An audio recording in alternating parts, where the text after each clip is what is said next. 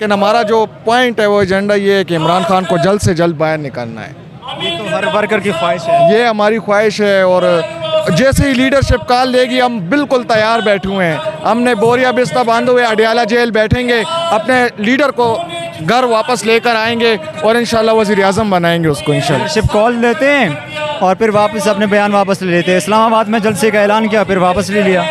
असल में पार्टी के इस वक्त पोजीशन इस तरह है कि हर कोई मतलब खान साहब तो है नहीं ना, हर किसी ने अपने आप से वो बनाए हुए है, जेम्स बॉन्ड बनाए हुए है, तो खान साहब खुद नहीं है, तो इस वजह से पार्टी में फैसले जो मुख्तलिफ हो रहे हैं। जब इंशाल्लाह खान साहब निकलेगा इनको धुलाई भी करेगा इनकी और इंशाल्लाह उसको सब पे उसने नज़र रखी हुई मरवत है। के जाने पे कितना दुख हुआ आपको? मरवत के जाने पे देखिए, मरवत हमारे लिए मरवत इतना इम्पोर्टेंट नहीं है, हमारे लिए खान साहब इम्पोर्टेंट है। अगर मरवत को उठाया तो वर्कर्स ने उठाया है, और अगर मरवत कुछ है तो वर्कर पार्टी को उठाइए।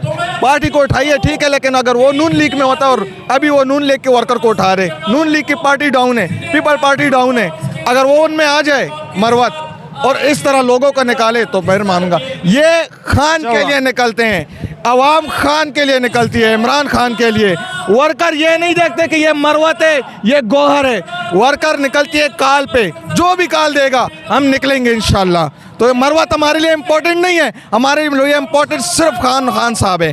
खान साहब को निकालना है, चाहे वो जो भी काल दे, खान साहब जिस पे भी एतमाद करेंगे हम उसके साथ इंशाल्लाह। कितना कामयाब जलसा, कितने लोग आएंगे आज के जलसे में? इंशाल्लाह अभी देखिए पंजाब में जो लोगों को जो है वो पुलिस नहीं छोड़ रही। हाँ, अभी तक वो लोग हमारे फंसे हुए हैं, मोटरवे पे फंसे हुए, हम खुद पैदल आए हैं, रास्ते सारे बंद थे, हम खुद पैदल आए हैं। और इंशाल्लाह मैं समझता हूँ कि अभी सिलसिला हमारा शुरू होगा।